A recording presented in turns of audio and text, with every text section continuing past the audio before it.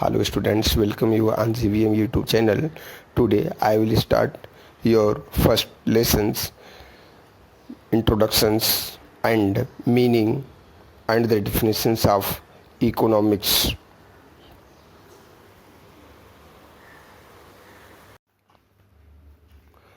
अर्थशास्त्र का अर्थ एवं परिभाषाएं। अर्थशास्त्र सामाजिक विज्ञान की वह शाखा है जिसके अंतर्गत वस्तुओं और सेवाओं के उत्पादन, वितरण, विनिमय और उपभोग का अध्ययन किया जाता है। अर्थशास्त्र शब्द संस्कृत शब्दों के अर्थ धन और शास्त्र की संधि से बना है, अर्थात अर्थ धन शास्त्र, जिसका शाब्दिक अर्थ है धन का अध्ययन।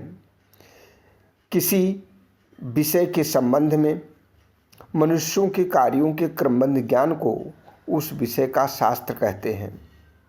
इसीलिए अर्थशास्त्र में मनुष्यों के अर्थ संबंधी कार्यों का क्रमबद्ध ज्ञान होना आवश्यक है। मनुष्य कोई भी अर्थ संबंधी कार्य करता है और उसे क्रम वाइज, स्टेप बाय स्टेप उसके बारे में जो जानकारी प्राप्त होता है उसे हम अर्थशास्त्र कहते हैं। अर्थशास्त्र का प्रयोग समझने के लिए यह भी है कि अर्थव्यवस्था किस तरह से कार्य करती है और समाज में विभिन्न वर्गों का आर्थिक संबंध कैसा है। अर्थशास्त्रीय विवेचना का प्रयोग समाज से संबंधित विभिन्न क्षेत्रों में किया जाता है, जैसे अपराध के क्षेत्र में, शिक्षा के क्षेत्र में, परिवार, स्वास्थ्य, कानून, राजनीति, धर्म, सामाजिक संस्थान और युद्ध इत्यादि। विभिन्न अर्थशास्त्रियों ने विभिन्न तरीके से अर्थशास्त्र के विभिन्न परिभाषाओं को तथा अर्थशास्त्र के अर्थ के बारे में अपने विचारों को प्रस्तुत किया है। प्रोफेसर सैमुएल्सन के अनुसार अर्थशास्त्र कला समूह में प्राचीनतम तथा विज्ञान समूह में नवीनतम व सभी सामाजिक विज्ञानों की रानी है। अकॉर्डिंग टू प्रोफेसर सैमुएल्सन, अर्थशास्त्र कला में प्राचीनतम तथा विज्ञान में नवीनतम, अर्थात यह सभी सामाजिक विज्ञानों की रानी है, ऐसा उनका विचार है। ब्रिटिश अर्थशास्त्री प्रोफेसर अल्फ्रेड मार्शल ने इस विषय को परिभाषित करते हुए कहा कि मनुष्य जाति के रोजमर्रा के जीवन का अध्ययन बतलाया। मार्शल ने पाया था कि समाज में जो कुछ भी घट रहा है उसके पीछे आर्थिक शक्तियाँ ही इसका कारण है। इसलिए समाज को समझने और इसे बेहतर बनाने के लिए हमें इसके आर्थिक आधार को समझने की ज़रूरत है। प्रोफेसर रॉबिन्स के अनुसार आधुनिक अर्थशास्त्र की परिभाषा इस प्रकार है। उन्होंने ये बतलाया कि अर्थशास्त्र वह विज्ञान है जो मानव स्वभाव का वैकल्पिक उपयोगों वाले सीमित साधनों और उनके प्रयोग के मध्य अंतर संबंधों का अध्ययन करता है। वैकल्पिक उपयोगों वाले सीमित साधन से तात्पर्य मनुष्य के पास साधन सीमित हैं, भूमि, पूंजी, श्रम, साहस तथा संगठन, तकनीकी, जबकि उसकी आवश्यकताएं अनंत हैं।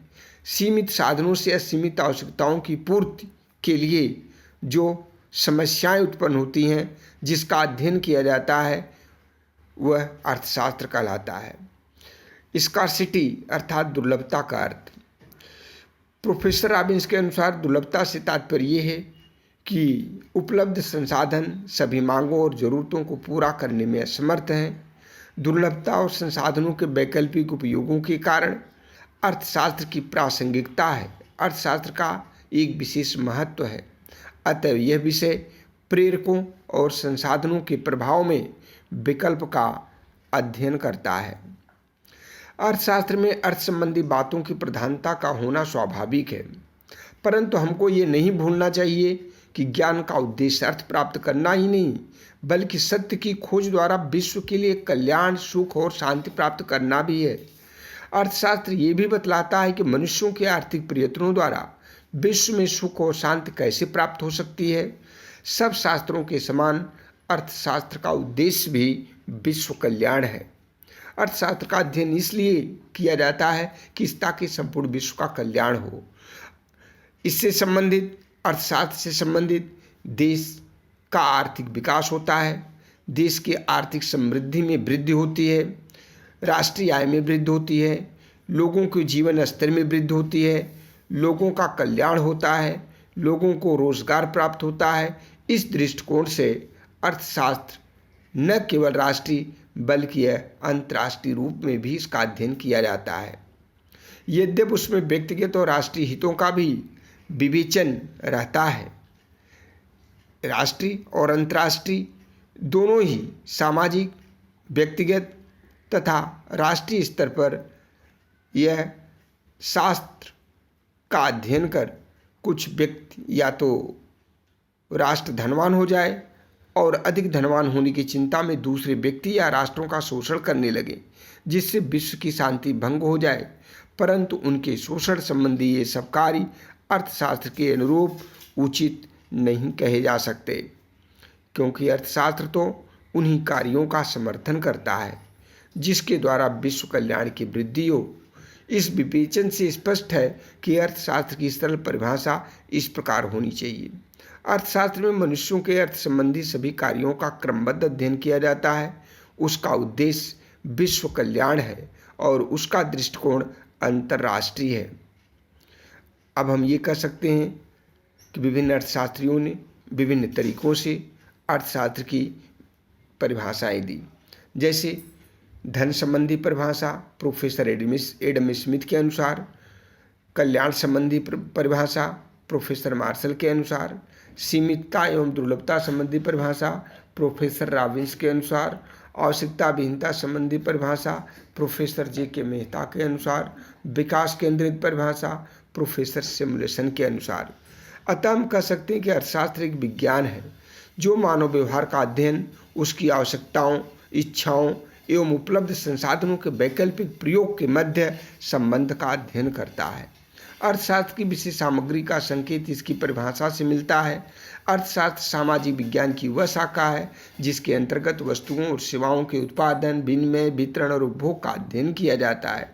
अर्थशास्त्र, हम कह सकते हैं कि यह संस्कृत शब्दों के अर्थ धन और शास्त्र की संधि से बना है, जिसका शाब्दिक अर्थ है धन का अध्ययन। अर्थशास्त्र में धन का अध्ययन किया जाता है। प्रसिद्ध अर्थशास्त्री प्रोफेसर एडम स्मिथ ने 1776 में प्रकाशित अपनी पुस्तक an inquiry into the nature and causes of wealth of nations में अर्थशास्त्र को धन का विज्ञान बतलाया। उन्होंने कहा कि अर्थशास्त्र धन का विज्ञान है। इसी प्रकार प्रोफेसर पेगु तथा वॉकर ने भी कहा कि अर्थशास्त्र ज्ञान की वह शाखा है जिसमें धन का अध्ययन किया जाता है। डॉक्टर मार्शल ने 1890 में प्रकाशित अपनी पुस्तक अर्थशास्त्र के सिद्धांत प्रिंसिपल्स ऑफ इकोनॉमिक्स में अर्थशास्त्र की परिभाषा कल्याण संबंधी परिभाषा देकर के इसको लोकप्रिय बनाया। उन्होंने एडम स्मिथ की परिभाषा की आलोचना किया तथा उन्होंने कहा कि अर्थशास्त्र वह विज्ञान है जिसमें मनुष्य के साधारण एवं असाधारण संबंधी क्रियाओं का अध्ययन किया जाता है। ब्रिटेन के प्रसिद्ध अर्थशास्त्री लॉर्ड रॉबिन्स ने 1932 में प्रकाशित अपनी पुस्तक an essay on the nature and significance of economic science में अर्थशास्त्र को दुर्लभता का सिद्धांत माना। इस संबंध में उनका मत है कि मनुष्य की आवश्यकताएं असीमित है तथा उनको पूरा करने के साधन सीमित है। वह अपने सीमित साधनों से असीमित मनुष्यों की आवश्यकताओं की पूर्ति कैसे करे, इसी का अध्ययन को उन्होंने अर्थशास्त्र में सम्मिलित किया। आधुनिक अर्थशास्त्री प्रोफेसर सैमुएल्सन ने, जिन्होंने अर्थशास्त्र को विकास का शास्त्र साइंस ऑफ ग्रोथ कहा है, आधुनिक अर्थशास्त्री कपिल आर्य ने अपनी पुस्तक अर्थमेधा में अर्थशास्त्र को सुख के साधनों का विज्ञान माना। इस प्रकार से हम कह सकते हैं कि अर्थशास्त्र की ये प्रमुख परिभाषाएं निम्न हैं। जैसा कि मैंने आपको बतलाया कि अर्थशास्त्र धन का विज्ञान है। अर्थशास्त्र संस्कृत की दो शब्दों से मिलकर के बना है। अर्थधन शास्त्र, जिसका अध्ययन है धन का शास्त्र या धन का अध्ययन। विभिन्न अर्थशास्त्रियों ने अर्थशास्त्र की परिभाषा के संबंध में अपने अपने विचारों को प्रस्तुत किया। उनके विचारों में काफ़ी मतभेद है। इस संबंध में प्रोफेसर किंज ने कहा है कि राज्य अर्थव्यवस्था ने परिभाषाओं से अपना गला घोंट लिया है। कहने का तात्पर्य ये है कि अर्थशास्त्र की इतनी अधिक परिभाषाएं हैं कि राज्य अर्थव्यवस्थाओं ने इन विभिन्न प्रकार की परिभाषाओं से अपनी समस्या को उत्पन्न कर लिया है, जिसके संबंध में ये निश्चित निष्कर्ष नहीं निकलता है कि अर्थशास्त्र की कौन सी परिभाषा उपयुक्त है और कौन सी अनुपयुक्त है। इस प्रकार की कठिनाइयों से बचने के लिए हमें अर्थशास्त्र की परिभाषाओं को विभिन्न भागों में हम बांट सकते हैं। नंबर 1 धन संबंधी परिभाषा, नंबर 2 कल्याण संबंधी परिभाषा, नंबर 3 दुर्लभता संबंधी परिभाषा, नंबर 4 इच्छाओं के लोभ संबंधी परिभाषा, नंबर 5 विकास केंद्रित परिभाषा। तो इस वर्ग की परिभाषाओं को हम 5 भागों में बांट सकते हैं। धन संबंधी परिभाषा, इस वर्ग की परिभाषाओं में धन को प्रधानता दी गई है। इस मत के समर्थकों के अनुसार अर्थशास्त्र धन का विज्ञान है, जिसमें धन को आवश्यकता से अधिक बल दिया गया है। प्रोफेसर एडम स्मिथ के शब्दों में economics is the science of wealth, अर्थशास्त्र धन का विज्ञान है। इसी प्रकार प्रोफेसर वाकर के शब्दों में उन्होंने अर्थशास्त्र की ये परिभाषा दिया है कि अर्थशास्त्र ज्ञान की वह शाखा है जिसका संबंध धन से है। प्रोफेसर जेबीसी के अनुसार अर्थशास्त्र वह विज्ञान है जो धन का अध्ययन करता है। उपरोक्त सभी परिभाषाओं से यह निष्कर्ष निकलता है कि अर्थशास्त्र को धन का केंद्र बिंदु माना गया है। इस प्रकार से हम कह सकते हैं कि अर्थशास्त्र में केवल धन का अध्ययन किया गया है। प्रोफेसर एडम स्मिथ ने 1776 में अपनी एक पुस्तक की रचना की, an inquiry into the nature and causes of wealth of nations, जिसमें उन्होंने अर्थशास्त्र की परिभाषा दिया। उनके अनुसार अर्थशास्त्र धन का विज्ञान है। 1890 में प्रोफेसर मार्शल ने धन संबंधी परिभाषाओं की आलोचना की। 1890 में उन्होंने अपनी प्रकाशित पुस्तक प्रिंसिपल्स ऑफ इकोनॉमिक्स में धन संबंधी परिभाषाओं की आलोचना की। उनके अनुसार धन संग्रह को प्रधानता, एडम स्मिथ ने अपनी परिभाषा में सिर्फ धन को ही महत्व दिया है, जबकि मानव के कल्याण को नकार दिया है। नंबर 2 सिर्फ आर्थिक मनुष्य की कल्पना की गई है।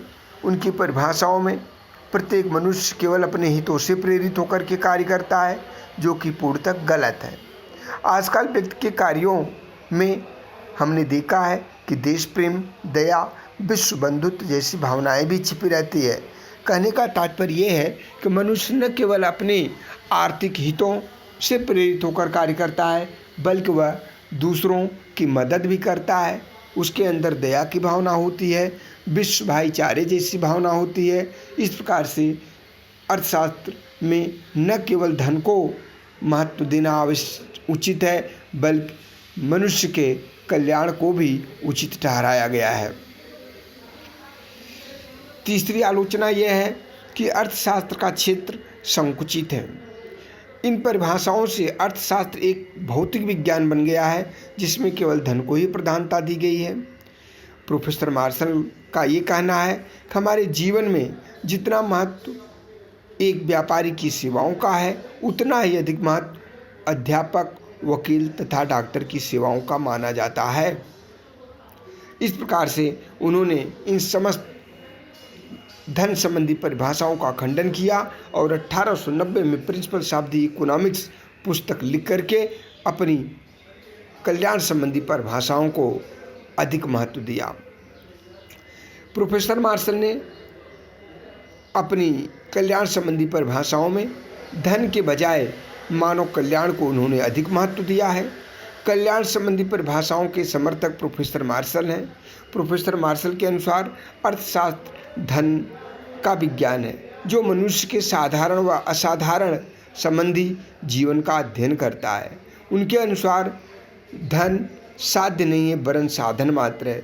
धन स्वयं में कोई एक साधन नहीं है, बल्कि यह किसी वस्तु को खरीदने और बेचने का एक साधन है। इसलिए धन मनुष्य के लिए है, न कि मनुष्य धन के लिए है। प्रोफेसर मार्शल की परिभाषाओं के आधार पर ये विशेषता स्पष्ट होती है कि आर्थिक मनुष्य की अपेक्षा साधारण मनुष्य का अध्ययन, मार्शल ने जिस मनुष्य की कल्पना की है वह केवल स्वार्थ से प्रेरित होकर के ही कार्य नहीं करता, वरन वह साधारण मनुष्य भी होता है। वह दूसरों के लिए दया, विश्व बंधुत्व, परोपकार आदि की भावनाएं भी उसके दिमाग में होती हैं। इसलिए वह दूसरों का कल्याण भी करता है। इसलिए धन मनुष्य के लिए है, न कि मनुष्य धन के लिए है।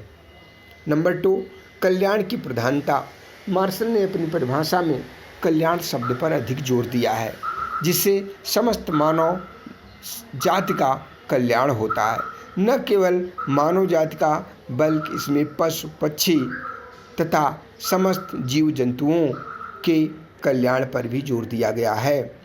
नंबर 3, धन की बजाय व्यक्ति को ज़्यादा महत्व इस परिभाषा में दिया गया है। धन को कम महत्व दिया गया है, जबकि व्यक्ति को अधिक महत्व दिया गया है।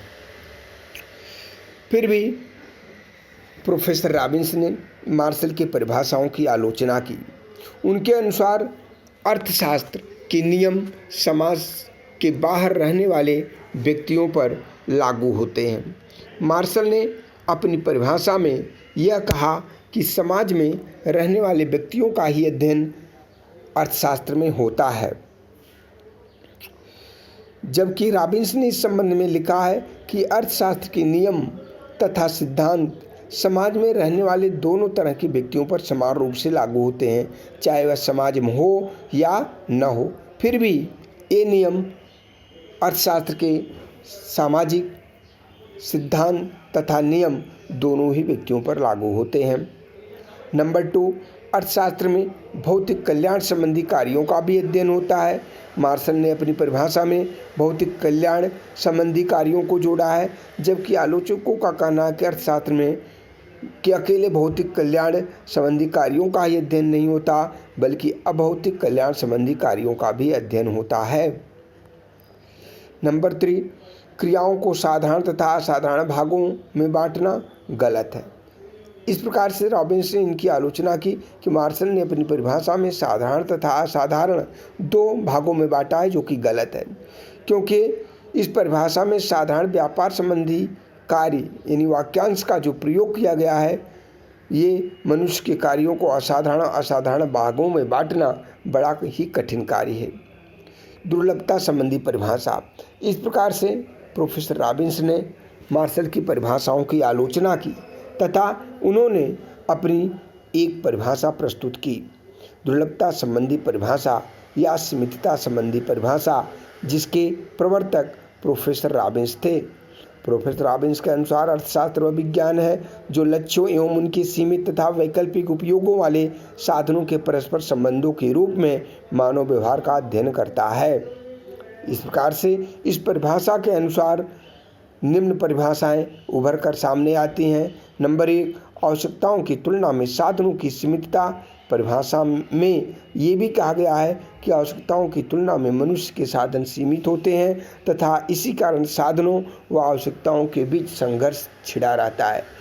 तात्पर्य ये है कि मनुष्य के पास साधन सीमित होते हैं तथा उनकी आवश्यकताएं असीमित होते हैं।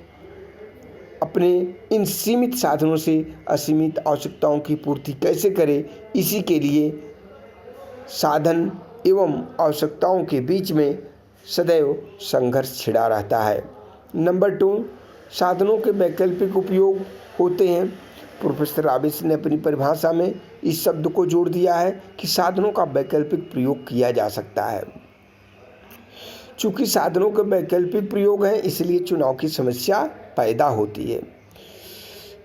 बी, मनुष्य की आवश्यकताएं ज़्यादा होती हैं, उसके साधन सीमित होते हैं। अब व्यक्ति के सामने सबसे पहली चुनाव की समस्या पैदा होती है कि वह हर व्यक्ति अपने इन साधनों को अपनी अनंत आवश्यकताओं पर इस तरीके से व्यय करता है कि उसको अधिक से अधिक आवश्यकताओं की पूर्ति हो सके। चूँकि उसके पास साधन सीमित है, इसलिए अपने सीमित साधनों का प्रयोग करते हुए वह अपनी असीमित आवश्यकताओं की पूर्ति हेतु ऐसे चुनाव की करता है जो उसके लिए सबसे अधिक आवश्यक हो। सबसे अधिक आवश्यक वस्तुओं को पहले प्राप्त करता है। लेकिन अर्थशास्त्र में ये कहा जाता है कि जहाँ मनुष्य की आवश्यकताएं पूरी होती हैं, वहाँ पर पुनः इच्छाएं उत्पन्न हो जाती हैं। क्योंकि आवश्यकताएं समान महत्व की नहीं होती, आवश्यकताएं अलग अलग होती हैं। कुछ आवश्यकताएं अधिक महत्व की होती हैं तो कुछ कम महत्व की होती हैं। इसी कारण ये समस्या पैदा होती है। किस आवश्यकता की पूर्ति पहले की जाए तथा किस आवश्यकता की पूर्ति बाद में की जाए, इसका अध्ययन किया जाता है। आवश्यकताओं का अनंत होना। प्रोफेसर रॉबिन्स ने अपनी परिभाषा में ये स्पष्ट कर दिया कि मनुष्य की आवश्यकताओं का कोई अंत नहीं होता। जैसे ही किसी व्यक्ति की एक आवश्यकता की पूर्ति होती है, वैसे ही उसकी दूसरी आवश्यकताएं उत्पन्न हो जाती हैं। इसलिए एक आवश्यकता की पूर्ति दूसरी आवश्यकताओं को जन्म दे देती है। आवश्यकताओं के महत्व में अंतर। प्रोफेसर रॉबिन्स के अनुसार मनुष्य की आवश्यकताएं एक समान महत्व की नहीं होती। कुछ आवश्यकताएं सीमित होती हैं तो कुछ आवश्यकताएं असीमित होती हैं। कुछ ज़्यादा इम्पॉर्टेंट होती हैं तो कुछ कम महत्वपूर्ण होती हैं। जो ज़्यादा इम्पॉर्टेंट होती हैं मनुष्य उस आवश्यकता की पूर्ति सबसे पहले करता है तथा जो कम इम्पॉर्टेंट होती हैं उसकी पूर्ति बाद में करता है। उपरोक्त सभी कारणों से चुनाव की समस्या पैदा हो जाती है। इस प्रकार से प्रोफेसर रॉबिन्स ने लिखा है कि जब आवश्यकताओं को पूरा करने हेतु समय तथा साधन सीमित होते हैं तो उनके वैकल्पिक उपयोग हो सकते हैं। इस प्रकार से महत्व के आधार पर तथा विभिन्न प्रकार की ज़रूरतों में अंतर किया जा सकता है। मानव व्यवहार निर्णय का रूप धारण कर लेता है, अर्थात उसका आर्थिक पहलू पैदा हो जाता है। इस प्रकार से हम कह सकते हैं कि अर्थशास्त्र चुनाव का विज्ञान है। उनके अनुसार समाज में हर स्तर के व्यक्तियों सभी अर्थव्यवस्थाओं में चुनाव की समस्या पैदा होती है। फिर भी अर्थशास्त्रियों ने रॉबिन्स के द्वारा प्रतिपादित दुर्लभता संबंधी परिभाषाओं की आलोचना कर दी। उनका ये कहना था कि साधन तथा साध्यों के मध्य अंतर स्पष्ट नहीं होना।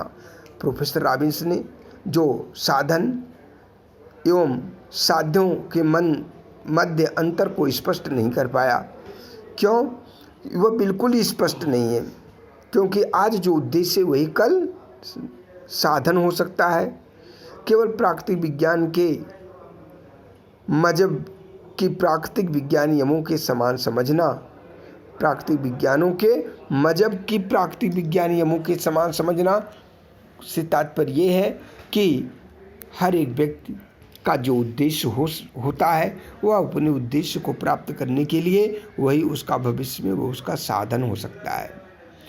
नंबर 2, अर्थशास्त्र के नियमों को प्राकृतिक विज्ञान के नियमों के समान समझना गलत है, क्योंकि अर्थशास्त्र के नियम लचीले होते हैं। अर्थशास्त्र के नियम समय समय के मुताबिक बदलते रहते हैं, जबकि प्राकृतिक विज्ञान के नियमों में कोई परिवर्तन नहीं होता। इस प्रकार से अर्थशास्त्र के नियमों की तुलना प्राकृतिक विज्ञान के नियमों के साथ बिल्कुल नहीं की जा सकती। रॉबिन्स ने इन दोनों विज्ञान के नियमों को एक समान माना था। यही उनकी सबसे बड़ी आलोचना है। नंबर 3, अर्थशास्त्र को वास्तविक विज्ञान मानना गलत है। रॉबिन्स ने अपने परिभाषा में अर्थशास्त्र के विश्लेषण में अर्थशास्त्र को उन्होंने एक वास्तविक विज्ञान माना, जबकि आलोचकों का ये कहना था कि आर्थिक समस्याओं को हल करने वाला केवल मात्र यह एक शास्त्र है।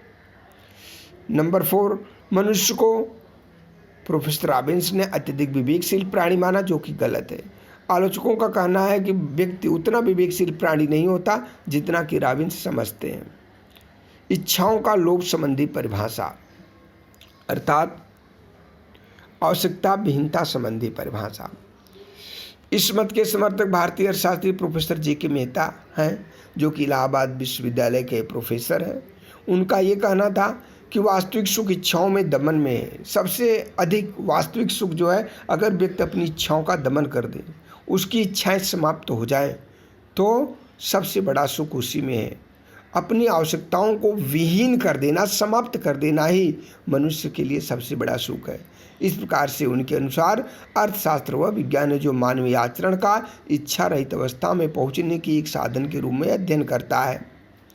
आधुनिक विकास संबंधी परिभाषा इसका प्रतिपादक प्रोफेसर सैमुएल्सन ने किया। उनका ये कहना है कि जो कि सीमित साधनों के वितरण व आर्थिक विकास, इन दोनों ही बातों पर प्रकाश डालते हैं। उनकी इस परिभाषा को विकास केंद्रित परिभाषा कहा जा सकता है। उनके अनुसार अर्थशास्त्र इस बात का अध्ययन करता है कि व्यक्ति तथा समाज के प्रयोग में लाए जाने वाले उत्पादन के सीमित साधनों को एक समयावधि में विभिन्न वस्तुओं का उत्पादन करने एवं उनको समाज के विभिन्न व्यक्तियों तथा समूहों में उपभोग हेतु वर्तमान तथा भविष्य के बीच बांटने हेतु किस प्रकार से चुनाव करते हैं। ऐसा चाहे वे मुद्रा का प्रयोग करके करें अथवा चाहे इसके बिना करें। वास्तव में प्रोफेसर सैमुएल्सन ने अपनी परिभाषा में प्रोफेसर रॉबिन्स की परिभाषाओं के दोषों को दूर करने का प्रयास किया। उनकी परिभाषा निर्णय करने की समस्या को मान्यता देती है।